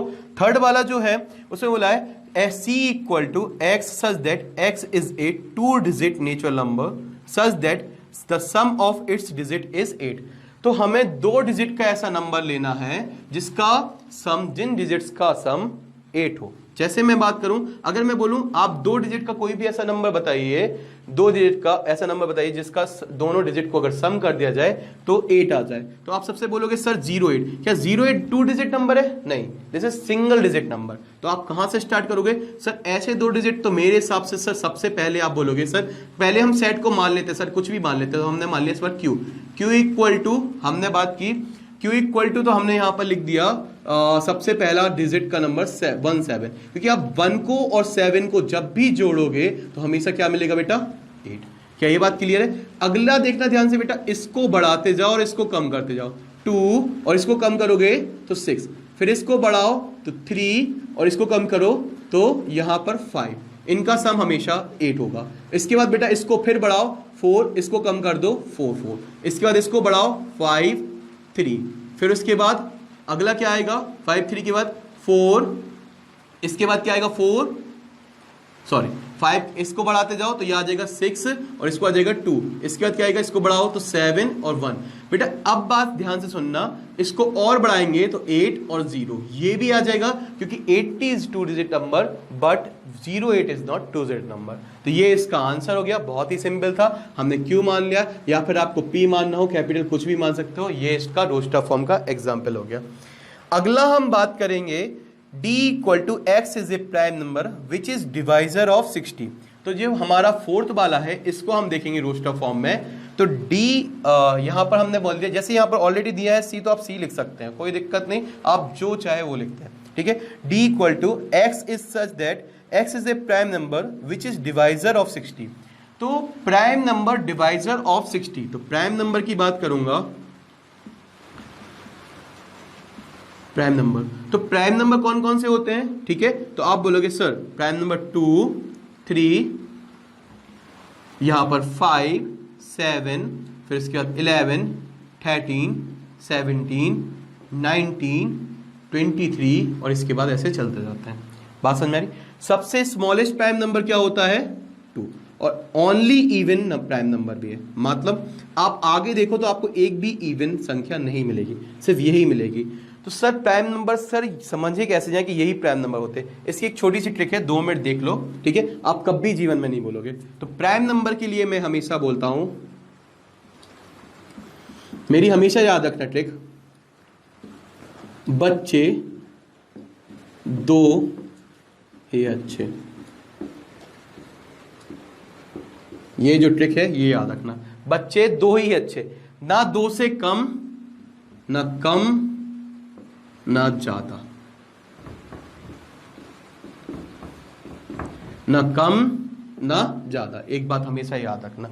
मतलब सर जैसे मैंने लिखा 1 2 3 4, बच्चे मतलब फैक्टर्स, बच्चे मतलब फैक्टर्स, मतलब जिसकी टेबल में आते हैं, जैसे 2 की टेबल में आता, 3 की टेबल में, समझो इसको 5 6 7 8 9 10। बात ध्यान से सुनना, देखो 1 से अगर हम बोले 1 किसकी टेबल में आता, तो आप बोलोगे सर 1 1 1 की टेबल में ही आता है और किसी में नहीं आता है। क्या इसके 2 बच्चे हैं? नहीं, सिर्फ एक बच्चा मिला, तो ये हमारा प्राइम नंबर नहीं है। इसको देखा तो ये 1 से भी जाता है और 2 से भी जाता है। क्या 2 बच्चे मिले इसके? हाँ, तो ये प्राइम नंबर है। इसके बाद इसको देखा, इसका 1 से जाता है और 3 से जाता है, तो ये भी प्राइम नंबर है। इसको देखा तो 1 से जाता है, 2 से जाता है और 4 से जाता है। 4 1 जा 4, 2 2 जा 4 और 1 4 जा 4, तो ये प्राइम नंबर नहीं है, क्योंकि इनके 3 बच्चे हैं। क्लियर है? इनको देखा तो ये 1 से जाता है और सिर्फ 5 से जाता है, इनके भी 2 बच्चे, तो ये भी अच्छे और ये अच्छे, तो ये सच्चे और ये सच्चे, तो यही प्राइम नंबर है। ठीक है, इसके बाद 6 को देखा तो 1 से जाता है, 2 से जाता है, 3 से जाता है 6 और 6 1 जा 6, इसके 4 बच्चे, तो ये तो बिल्कुल भी अच्छे नहीं है और ये अच्छे नहीं, तो ये प्राइम नंबर नहीं है। बात समझ में आ रही? ये 1 से जाता है और ये 7 से। ये मेरी एक छोटी सी ट्रिक है जिसको आप हमेशा याद रखना, बच्चे 2 ही अच्छे और 2 अच्छे, तो वही प्राइम नंबर है। क्लियर है? मैं आपको ऐसी छोटी सी ट्रिक बहुत सारी बताते रहूंगा, इसको आपको गवर्नमेंट एग्जाम में भी बहुत हेल्प होगी। मैं आपको ऐसी ट्रिक्स बताऊंगा जिससे आपको प्राइम नंबर क्लियर हो जाएगा। ठीक है, तो बच्चे दो ही अच्छे याद रखना, जिनके दो बच्चे वही प्राइम नंबर होंगे, जिनके दो फैक्टर होंगे वही प्राइम नंबर। तो 2 हमेशा 2 क्यों काउंट होता है? उसके 1 भी आता है और 2 भी आता है। 1 क्यों नहीं होता? क्योंकि सिंगल 1 आता है। 3 होता है तो 1 और 3, तो 2 से स्टार्ट हो जाती है हमारी कहानी। और एकमात्र only even number prime number है, ओनली इवन प्राइम नंबर। ठीक है, स्मॉलेस्ट प्राइम नंबर भी 2 ही है। कितना क्लियर है? ठीक है, तो यहां से हम कहानी को वापस अपने ओर लाते हैं, आगे बढ़ते हैं। ठीक है, तो हमसे बोला है कि 60 के स्मॉलेस्ट प्राइम नंबर, तो 60 के अगर हम फैक्टर्स देखें तो किस किस से जाता है? 60 1 से, 2 से, 3 से, इसके बाद 4 से जाता है। ठीक है, 5 से जाता है, 6 से जाता है, 7 से नहीं जाता, 8 से नहीं जाता, 9 से नहीं जाता, 10 से जाता है, उसके बाद 12 से जाता है। ठीक है, इसके बाद यहाँ पर 15 से जाता है, इसके बाद बेटा सीधी बात करें तो 20 से जाता है, फिर बेटा बात करें तो 30 से जाता है, और बात करें तो बेटा 60 स्वयं से जाता है। यही होंगे फैक्टर्स। तो बेटा मैं एक चीज आपसे जानना चाहूंगा, उसने बोला है स्मॉल, इसमें क्लियरली बोला है x is a prime number which is divisor of 60, मतलब 60 के डिवाइजर हो। तो 60 के डिवाइजर कौन कौन से हो? प्राइम नंबर होने चाहिए। तो बेटा ये इनके दो बच्चे, 3 प्राइम नंबर है, 5 प्राइम नंबर, इसके बाद कोई भी प्राइम नंबर है नहीं है, तो बेटा इनको बिल्कुल नहीं लेंगे। ये भी प्राइम नंबर नहीं है, ये भी प्राइम नंबर नहीं है, तो सिर्फ बेटा क्या आएगा? 2 3 5। और ये वेल डिफाइंड है, सब लोग यही बताएंगे, this is a set. Clear है? ठीक है, आगे बढ़ते हैं। Set of all letter word trigonometry have, तो ट्रिग्नोमेट्री में जितने भी लेटर्स होते हैं उसके हिसाब का उनका सेट। तो देखते हैं, बिल्कुल इजी है। ठीक है, इसको समझते हैं। तो 5th वाला है the set of all letters in the word trigonometry. तो ई इक्वल टू हम लिखेंगे यहां पर ट्रिग्नोमेट्री के। हमने आपको एक चीज बताई थी कि लेटर्स रिपीट नहीं होते हैं, तो ट्रिग्नोमेट्री में हम देखेंगे तो टी लिख दिया हमने, इसके बाद हम लिखेंगे इसको रोस्टर फॉर्म में आर, उसके बाद हम क्या लिखेंगे बेटा? आई, फिर जी, फिर ओ, फिर एन, फिर बेटा एक बार ओ यूज हो चुका तो दोबारा नहीं लेंगे, फिर बेटा एम, फिर इसके बाद ई यूज नहीं हुआ तो ई लिख देंगे बेटा। इसके बाद आ जाएगा टी ऑलरेडी यूज हो चुका है, आर हो चुका है, और बेटा वाई। तो बेटा ये वर्ड्स आएंगे, हम रिपीट नहीं करते हैं वर्ड्स को, सिंपल सी बात है। ठीक है, आप बेटर का लिख लोगे BETR। ठीक है, डबल टी और डबल ई में एक ही बार आएगा। ठीक है, इसको रोस्टर फॉर्म में लिखना बहुत ही इजी है। ठीक है, अगला लिखेंगे, अगला हम क्वेश्चन नंबर 4 पे आ जाते हैं। ठीक है, बिल्कुल भी टेंशन नहीं लेना, बहुत सुपर इजी चैप्टर है। ठीक है, तो क्वेश्चन नंबर 4 पर कोई भी प्रॉब्लम आती है मैं हूं ना आपके साथ। 4, write down the following set builder form. कोई दिक्कत नहीं, सेट बुल्डर फॉर्म में बनाना है ना। हाँ, फॉर्म ठीक है, एक्स सच दैट, वही सब लिखना है। तो सबसे पहले हम देखते हैं पहली चीज क्या लिखी है, 3 6 9 और 12। एक बात बताओ मुझे, यहां पर ध्यान से देखना, क्या अगर हम बात करें, क्या ये ऐसा नहीं है 3 1 जा 3, 3 2 जा 3, 3 जा और 3 4 जा 12, कैसे लिखा है? मतलब यहां पर 1 2 3 लिखी है, 1 2 3, आगे अगर जाता जाता तो ये कैसा आता? 15 18, मतलब ये 3 का मल्टीपल ही आता। तो 3 तो हमेशा सबके साथ सेम है, सिर्फ चेंज क्या हो रहा है? 1 2 3 4 5, और ऐसे ऐसे जाता जा रहा 3, और आगे कुछ नंबर आता है उसका हम लिख देते हैं n। तो कहां तक जाता है ये? 3n। मतलब हमारा ये जो वैल्यू है वो हमने मान ली कोई नंबर से टकरा रहा है, जिसको हमने बोल दिया n, मतलब आगे कोई भी नंबर से जाता, पर 3 हमारा सेम ही है। बात समझ में आ रही है? तो ये जो नंबर्स हैं वो सब 3 के मल्टीपल्स हैं, इसलिए हम इनको लिखते हैं यहाँ पर 3 है। तो अब इसको ध्यान से सुनना, इनको कैसे लिखेंगे देखो ध्यान से। हम इसको लिखने वाले हैं सेट बुल्डर फॉर्म में। ठीक है, तो सेट बुल्डर फॉर्म यहाँ पर लिख दिया हमने। इसके बाद हम लिखेंगे यहाँ पर, सबसे पहले में अगर दिया है तो हम इसको कुछ मानेंगे, तो हमने इसको मान लिया a, पहली चीज को a मान लिया, इक्वल टू यहाँ पर लिखेंगे x। हमें x तो लिखना है सबसे पहले, लेकिन x किस प्रकार से लिखना है? x such that x equal to 3n, 3 का मल्टीपल है। ठीक है, अब n की वैल्यू जो है वो 1 2 3 4 5 हम कुछ भी लिख सकते हैं, मतलब 3 1 रखेंगे तो 3 1 जा 3 आ जाएगा, 2 रखेंगे तो 6 आ जाएगा, 3 2 जा 6, 3 रखेंगे तो 3 3 जा 9 और 3 4 जा 12, ठीक है 5 रखेंगे 3 5 15, पर हमें उसको भी लिमिटेड करना है 12 तक, इससे ज्यादा नहीं रखनी है। तो हम क्या करें सर, तो बेटा हमें इसीलिए n को डिफाइन करना पड़ेगा कि हमें n कहां तक लेना है। तो इसीलिए हम n को डिफाइन करेंगे, तो हम n को आराम से लिख सकते हैं। अब हमें n को डिफाइन करना पड़ेगा, तो n सबसे पहले हमें n की जो वैल्यू लेनी है वो आप ऐसे नहीं कि 1/2 ले लो, या फिर n की वैल्यू आप 2/3 ले लो, आप फ्रैक्शन में नहीं ले सकते। तो n को हमें बताना पड़ेगा कि n हमेशा हमें नेचुरल नंबर से लेना है, तो n से हम नेचुरल नंबर को डिनोट करते हैं, ठीक है। तो n हमें जो वैल्यू लेनी है वो हमेशा क्या लेनी है, 1 2 3। सबसे पहली बात तो नेचुरल नंबर लेने हैं, क्या इतना क्लियर है, ठीक है। एंड एक और बात, n की वैल्यू हमें ऐसा नहीं 1 2 3, नेचुरल नंबर तो गिनते ही नहीं है, खत्म ही नहीं होते, जैसे क्या सारी वैल्यू हो जाएंगी, नहीं, हमें n की वैल्यू को फिक्स करना है। तो हम कहां से कहां तक फिक्स करेंगे, हमें चाहिए 3 1 1, यहां पर 1 रख दें, और 4 तक चाहिए n की वैल्यू, कहां से कहां तक चाहिए, हमें 4 तक चाहिए। तो मैं बेसिकली यहां पर लिख दूंगा n 1 से ग्रेटर इक्वल टू 1 को भी लेंगे, इसके बाद हम 1 को भी लेंगे, और यहां पर लिख देंगे हम n स्मॉल n, और लेस देन इक्वल टू 4। क्या इतना क्लियर है, 1 से बड़ा है, 4 से कम है, और 1 और 4 के बराबर भी है। क्या इतना क्लियर है। और सर किसी तरीके से लिख सकते थे, बिल्कुल लिख सकते थे, इसकी जगह पर मैं एंड एक और चीज लिख सकता था, n 0 से ग्रेटर, ठीक है, नेचुरल नंबर है तो हमेशा 0 से ग्रेटर 1 होगा, और लेस देन 5। ये भी बिल्कुल गलत नहीं है। क्या इतना क्लियर है। और तरीका है, बिल्कुल है, मैं ऐसा लिख सकता हूं 1 से greater than equal to n, 1 से बड़ा है और 1 के बराबर भी है, पर लेस देन 5 है। क्या ये गलत है, आप बोलोगे बिल्कुल नहीं सर, लेस देन 5 4 ही होगा। और तरीका क्या है, 1 से बड़ा है, ठीक है, यहां पर 0 से बड़ा लिख सकते हैं, लेकिन लेस देन इक्वल टू 4 लिख सकते हैं, ये कोई गलत नहीं है, ठीक है, कोई भी चीज गलत नहीं है। बात क्लियर है। आप बुक के हिसाब से ना चले, आप अपने हिसाब से सोचें, ठीक है। मैं आपको एक एक चीज समझाऊंगा बिल्कुल क्लियरली। क्या इतना क्लियर है। देखो बेटा, ये 0 से बड़ा है, 5 से छोटा है, तो 1 2 3 4 आएगा। ये 1 से बड़ा है पर 1 के बराबर भी है, तो 1 तो का इंक्लूड हो गया, और 5 से छोटा 4, तो 1 2 3 4 5 1 2 3 4 आ गया।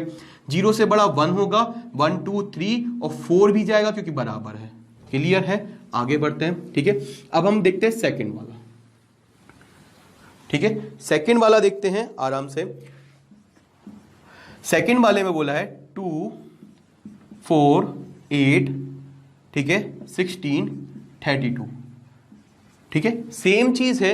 अगर आप देखो इसमें 2 1 2, 2 2 4, 2 3 6। अच्छा, ये चीज जो हमारी है क्या ऐसे जा रही है। अगर हम बात करें 2 1 2, 2 2 4, 2 3 6, क्या 6 आ रहा है, नहीं। तो ये चीज हमारी थोड़ी सी अलग हो रही है। तो क्या हो रहा है, तो हम देखते हैं क्या ये, अगर हम इसको ऐसे ना लिख के 2 की पावर 1 लिख दें, 2 की पावर 2 लिख दें, 2 की पावर 3 लिख दें, तो क्या ये आ रहा है। देखते हैं, 2 की पावर 4 लिख दें, यस दिस इज आ रहा है, ये आ रहा है, ठीक है, दिस इज कमिंग।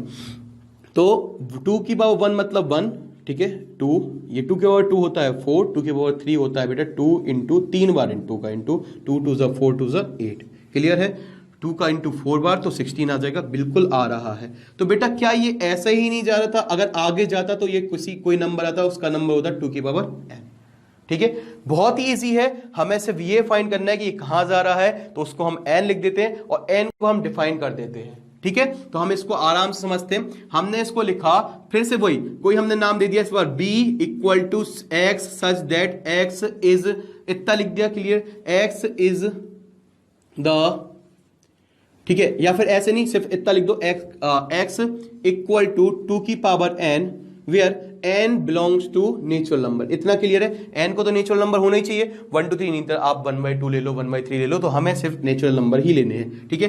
एंड अब हमें n को डिफाइन करना पड़ेगा कहां तक जा रहा है। तो हमें क्या पता है, 1 से 5 तक, कहां से जा रहा है, 1 से 5 तक। 2 की पावर 5 है, तो हम लिख देंगे 1 greater than equal to n और लेस देन इक्वल टू 5। क्या इतना क्लियर है। बहुत बेसिक हो गया, ठीक है। आगे समझते हैं 5 25 और 16। तो थर्ड वाला है 5 25, ठीक है, 125 एंड 625। बहुत ही इजी है, बहुत मजा आ रहा होगा, है ना। अब समझ में आ रहा होगा पूरी चीजें। बोले सर बिल्कुल समझ में आ रहा है। तो हम आगे देखते हैं 5 25 125 और 625। हाँ, तो यहां पर स्टार्ट करते हैं। हमने इसको मान लिया सबसे पहले c, फिर equal to x such that x equal to, अब मेरी बात ध्यान से सुनना, इसमें क्या होता है, इसमें 5 की पावर 1 है, ठीक है। 5 की पावर 2 क्या होता है 25, 5 इंटू 5।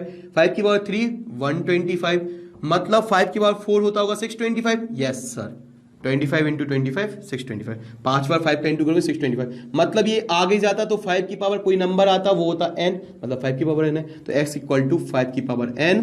n की वैल्यू क्या लेनी है 1 2 3, मतलब हमेशा एक नेचुरल नंबर लेनी है। n belongs to natural number, मतलब n को हमेशा नेचुरल नंबर लेना है।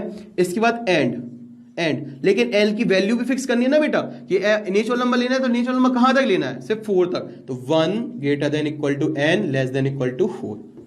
क्या इतना क्लियर हो रहा है कहां तक ये चीजें आ रही हैं? ठीक है, इसके बाद हम फोर्थ पे ऊपर लिखते हैं, फोर्थ वाला।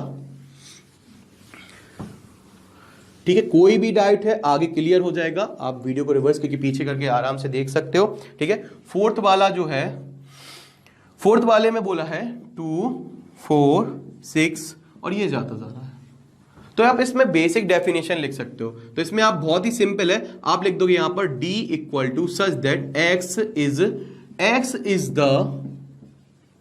कलेक्शन ऑफ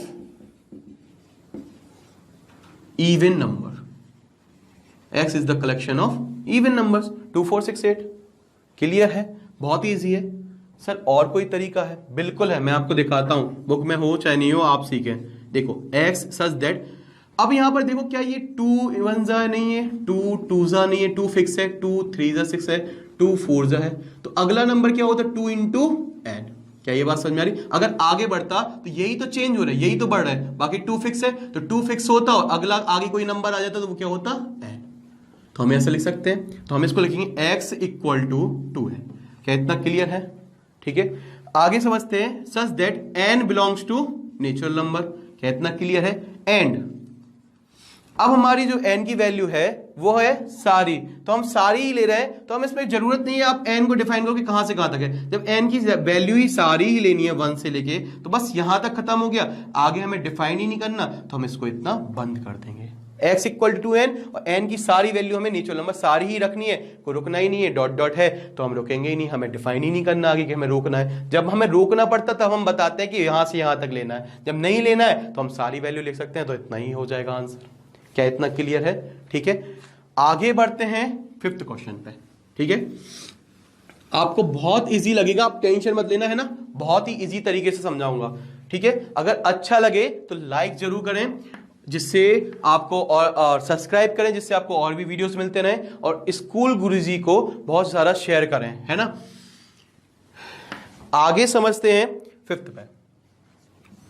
ठीक है, बेल आइकन को भी प्रेस कर दें, जिससे आगे आने वाले वीडियोस आपको सारे मिलते रहें। ठीक है, अब अगर आगे देखें फिफ्थ वाला, तो उसमें है 1 4 9 और डॉट डॉट डॉट करके यहां पर पहुंच गया 100।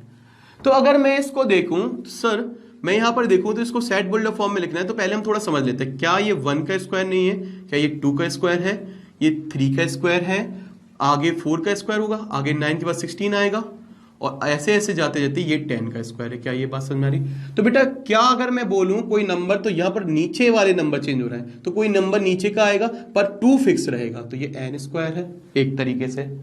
क्लियर है? बस ये मिल गया, अब हम समझ गए। अब हम इसको आराम से लिख सकते हैं, फिफ्थ है तो हम e लिख देंगे, e equal to such that x, such that यहां तक लिख दिया, x equal to n small n square, n square, n मतलब n की वैल्यू है, लेकिन कहां तक है? अब ये देखो बेटा फिक्स है 100 तक, डॉट डॉट नहीं है तो फिक्स है, तो हमें ये भी करना पड़ेगा। तो n की वैल्यू क्या लेनी है हमेशा 1 2 3 4, मतलब नेचुरल नंबर, तो n को हमेशा हमें क्या लेना है? सबसे पहले तो नेचुरल नंबर, और n की वैल्यू कहां से कहां तक है बेटा? 10 तक। n की वैल्यू कहां तक है? 10 तक। 1 से लेनी है और कहां तक लेनी है बेटा? 10 तक। क्या इतना क्लियर है? बहुत ही सिंपल है चैप्टर, बहुत ही सिंपल है। ठीक है, अब हम आ जाते हैं अपने फिफ्थ क्वेश्चन पे, और हमारा बहुत इजी क्वेश्चन, बहुत इजी है फिफ्थ और सिक्स्थ। ठीक है, बिल्कुल भी टेंशन नहीं लेना, चैप्टर बहुत इजी लगा होगा आई होप। ठीक है, fifth, list all the element of the following set. तो हमें इनके एलिमेंट्स को लिखना है, मतलब एक प्रकार से बेटा रोस्टर फॉर्म लिखना है इनका, तो हम आराम से लिख देंगे। तो फिफ्थ का जो फर्स्ट पार्ट है उसमें लिखा है a equal to x is an odd natural number. तो ऑड नेचुरल नंबर में आप क्या लिखोगे? 1 3 5, यही है ऑड नेचुरल नंबर, और ये डॉट डॉट डॉट। हमें कोई चीज डिफाइन नहीं की कहां से कहां तक लिखना है, तो हम इसको सिंपल ऐसे लिख देंगे। तो ये बेटा रोस्टर फॉर्म हो गया। सेकेंड वाला है x इज एन इंटीजर। तो बेटा इंटीजर जो होते हैं वो फ्रैक्शन में कभी नहीं होते, होते -1, -2, -3, -4। तो x जो इंटीजर है वो -1/2 से बड़ा है पर 9/2 से छोटा है। 9/2 इज 4.5 बेटा, ठीक है। 10 का आधा 5, 9 का आधा 4.5 और 1/2 मतलब 0.5 बेटा माइनस का। अगर नंबर लाइन देखी जाए बेटा तो ये 0 है, यहां पर बेटा -1 होगा, तो इसका आधा क्या होगा, यहां पर -1/2 होगा, यहां पर होगा बेटा 1/2 और इसके बाद होगा 1 प्लस का 1, फिर प्लस का 2, फिर प्लस का 3, फिर बेटा प्लस का 4, फिर इसके बाद बेटा प्लस का 5 और यहां पर कहीं पर होगा प्लस का 4.5। क्या इतना क्लियर है? तो बेटा -1/2 से हमसे इक्वल नहीं बोला, बड़ा, और इंटीजर क्या होगा बेटा, ओनली 0, ठीक है। इसके बाद 4.5 से छोटा इंटीजर क्या होगा बेटा, 4। तो 0 से 4 तक, तो हम इसमें आराम से लिख देंगे b इक्वल टू, क्या इतना क्लियर है, -1/2 से बड़ा। तो बेटा इस साइड जाते हैं तो बड़ा होता जाता है, ठीक है। तो -1/2 से अगला क्या आ रहा है, इंटीजर 0। 4.5 से छोटा, तो 4.5 से छोटा क्या है बेटा, 4, ठीक है। तो 0, 1, 2, 3, 4। बहुत ही सिंपल है, होने ही वाला, बस आप जुड़े रहें, बहुत ही इजी चैप्टर है, ठीक है। मैं आपको और सुपर इजी बना दूंगा, जो भी टफ चीज होंगी इनको आसान कर दूंगा, ठीक है। थर्ड देखते हैं।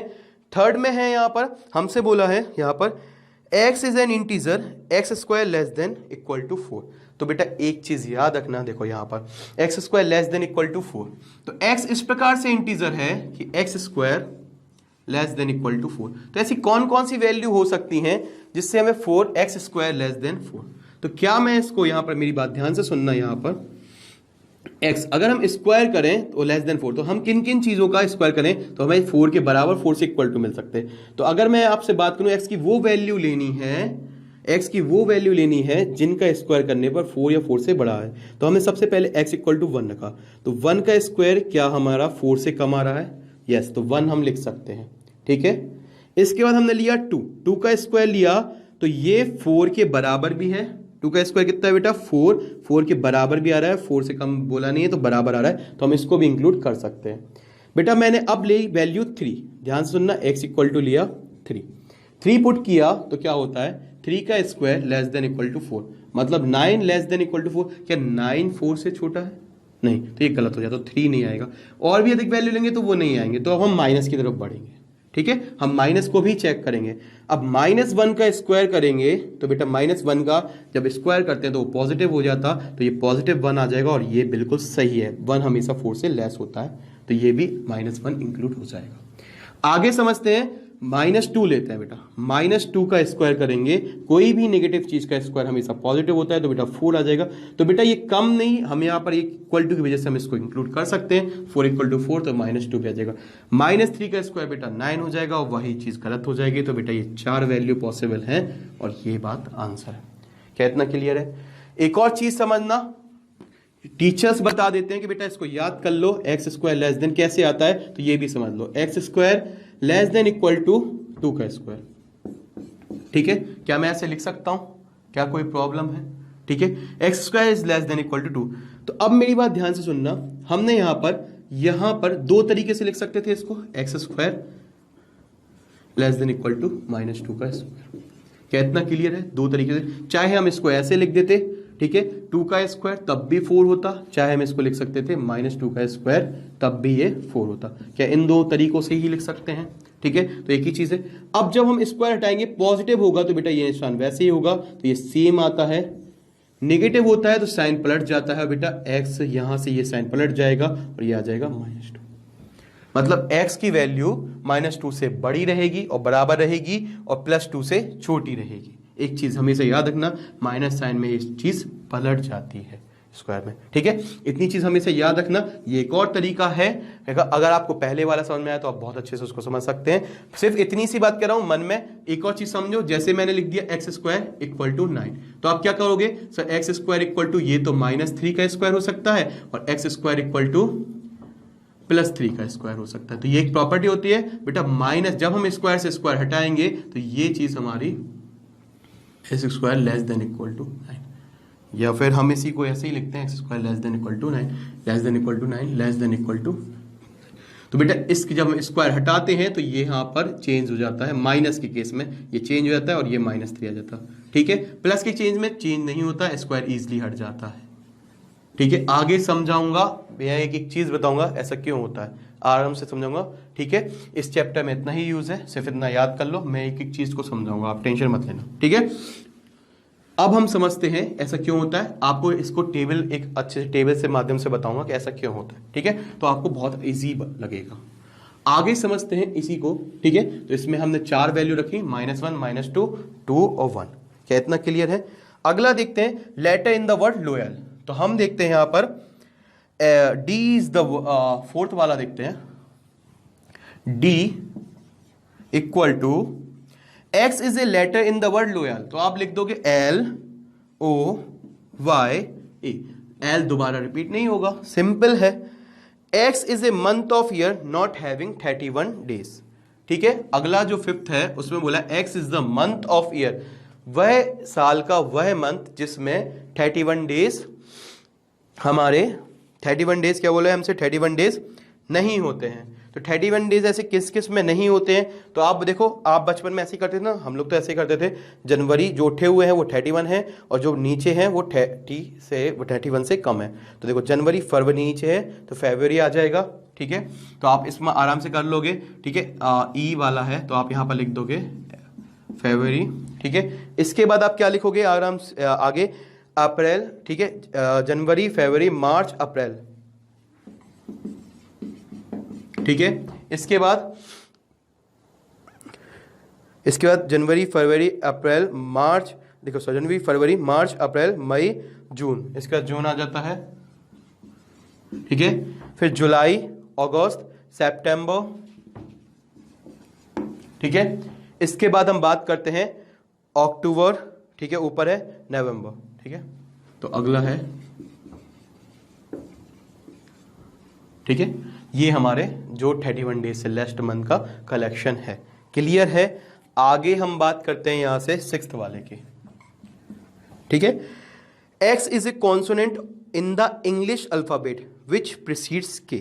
तो एक्स क्या है, एक बात ध्यान से सुनना, प्रीसीड मतलब पहले के से पहले के लेटर्स। तो हम बात करते हैं A B C D E F G H I J, और के से पहले की यही लेटर है। पर उसने बोला x is the consonant, x is A consonant not vowels.